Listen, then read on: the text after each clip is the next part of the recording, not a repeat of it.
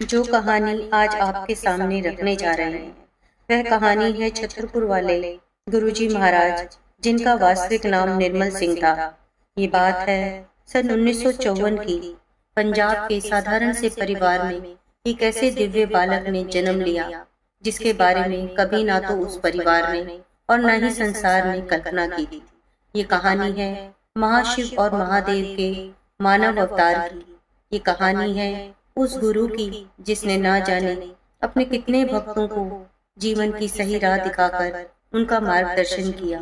ये कहानी है श्री निर्मल सिंह महाराज की। ये कहानी है हमारे प्यारे गुरुजी की, जिनकी जीवन यात्रा साधारण से असाधारण की ओर अग्रसर हुई। 7 जुलाई 1954 को पंजाब के संगरूर जिले के मलेरकोटा के डुगरी गांव में गुरुजी का जन्म हुआ था। उनके जन्म के समय दाई ने बताया कि कमरे में एक सांप और एक दिव्य प्रकाश की उपस्थिति महसूस हुई थी, जिसे उनके भक्त एक अलौकिक संकेत मानते हैं। गुरुजी एक विनम्र परिवार में जन्मे थे। जब पंडित जी ने जन्म कुंडी तैयार की, तब पंडित जी ने माता जी को स्पष्ट रूप से बताया कि ये बच्चा सिर्फ उनका नहीं, अपितु पूरी दुनिया का है। गुरुजी ने अपना आरंभिक जीवन डुगरी में ही बिताया। गुरुजी ने डुगरी के प्राइमरी स्कूल में और गवर्नमेंट हाई स्कूल में शिक्षा प्राप्त की। गुरुजी ने गवर्नमेंट कॉलेज मलेरकोटला में स्नातक किया। गुरुजी ने अर्थशास्त्र और अंग्रेजी में 2 बार एमए किया। वह धारा प्रवाह अंग्रेजी बोलते थे। लोग कहते हैं कि उनमें शुरू से ही आध्यात्मिकता की चिंगारी थी। धीरे धीरे जैसे वह बड़े होने लगे, माता जी की श्रद्धा अपने बच्चों में बढ़ती आ रही थी और माता जी ने ही उनको गुरुजी के नाम से संबोधित किया। एक ऐसा नाम जो सब भक्तों के दिल में बसा हुआ है। गुरुजी ने 1975 में अपने घर और गांव को छोड़ दिया था। 1983 में कॉलेज के बाद उन्होंने पंजाब स्कूल एजुकेशन बोर्ड में क्लर्क असिस्टेंट के पद पर काम किया और फिर उन्होंने अपनी आध्यात्मिक यात्रा शुरू की। गुरुजी की आशीर्वाद की गंगा सैकड़ों लोगों के दुख दर्द कम करने के लिए बहने लगी। गुरुजी जालंधर, पंचकुला, चंडीगढ़ और नई दिल्ली समेत विभिन्न स्थानों पर बैठने लगे और यहीं से सत्संग की शुरुआत हुई। गुरुजी ने अपने जीवन में कभी प्रचार प्रसार नहीं किया, लेकिन उनकी दिव्यता और करुणा के कारण लोग स्वतः ही उनकी ओर आकर्षित होते गए। यहाँ उनका आशीर्वाद लेने के लिए भारत और दुनिया के विभिन्न देशों से दूर दूर से लोग आते थे। गुरुजी के सत्संग में चाय और लंगर प्रसाद दिया जाता था, जिसमें गुरुजी का दिव्य आशीर्वाद और दिव्य शक्ति होती थी। संगत को गुरुजी की कृपा का अनुभव विभिन्न रूपों में होने लगा।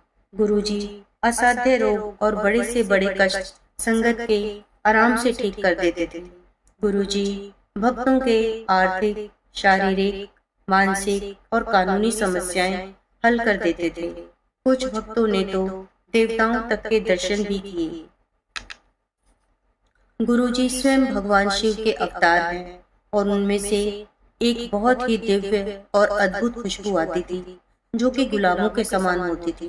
गुरुजी ने हमेशा प्रेम, करुणा और एकता का संदेश दिया। उनका मानना था कि सभी धर्म समान हैं और ईश्वर एक है। उनके दरवाजे सभी के लिए खुले थे। राजनेता, व्यवसायी, नौकरशाह, सशस्त्र सेवा कर्मी और यहाँ तक कि अभिनेता उनके आशीर्वाद के लिए पंक्तिबद्ध होते थे। आज भी समाज के कई बड़े बड़े चेहरे गुरुजी के आशीर्वाद के लिए बड़े मंदिर पहुँचते हैं। गुरुजी अपनी आध्यात्मिक यात्रा में जालंधर, चंडीगढ़, पंचकुला, दिल्ली, मुंबई आदि स्थानों पर रहे और अंततः डिफेंस कॉलोनी जालंधर में स्थित एक घर में बस गए, जिसे अब एक मंदिर के रूप में जाना जाता है। वह 2002 तक दिल्ली और जालंधर के बीच यात्रा करते रहे। फिर उन्होंने अंततः दिल्ली के एमजी रोड स्थित एम्पायर स्टेट हाउस में बसने का निर्णय लिया, जिसे छोटा मंदिर कहा जाता है। 90 के दशक के दौरान उन्होंने भाटी माइंस स्थित क्षेत्र छतरपुर में शिव मंदिर का निर्माण किया, जिसे उनके भक्त बड़े मंदिर के रूप में जानते हैं। अब वहां उनकी समाधि स्थित है। अब हम इस दिव्य यात्रा की अंतिम पड़ाव पर आ चुके हैं।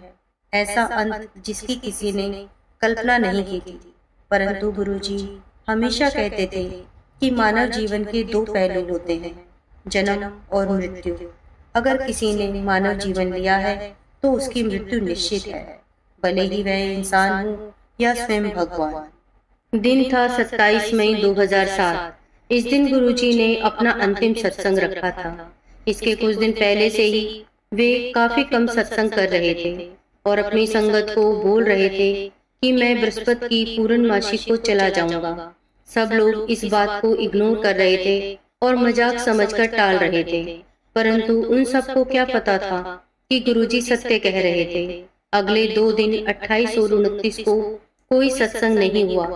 30 मई को गुरुजी की बिल्कुल खास संगत को एक फोन कॉल से बड़े मंदिर बुलाया गया और जब वह 31 मई 2007 को बड़े मंदिर पहुंचे, तब उन लोगों ने जो देखा और जो एहसास किया वो शायद ही कभी अपने जीवन में भूल पाएंगे। सब लोग सफेद कपड़ों में फूट फूट कर रो रहे थे और हमारे प्यारे गुरुजी आंखें बंद किए हुए और मुस्कुराते हुए एक कांच के बक्से में समाधि ले चुके थे। अगले दिन 1 जून 2007 को गुरुजी के पिता बापूजी और बहन कृष्णा जी डुगरी से बड़े मंदिर पहुंचे और बापूजी ने अग्निदेह की क्रिया शुरू की। जब अग्निदेह की क्रिया शुरू हुई तो अग्निदेह की क्रिया करते समय पूरे मंदिर में गुलाब की खुशबू फैल गई और गुरुजी ने पूरे बड़े मंदिर को ब्लेस कर दिया। गुरुजी ने अपना कोई उत्तराधिकारी नहीं चुना, क्योंकि वे हम सब के बीच में से कहीं गए ही नहीं। फिर चाहे उन्होंने अपना मानव शरीर त्याग दिया, पर आज भी वो हम सब के साथ हैं और अंत में वह बस यही कहना चाहते हैं आप सब संगत से कि मेरा आशीर्वाद हमेशा मेरी संगत के साथ रहेगा। कल्याण कर देता।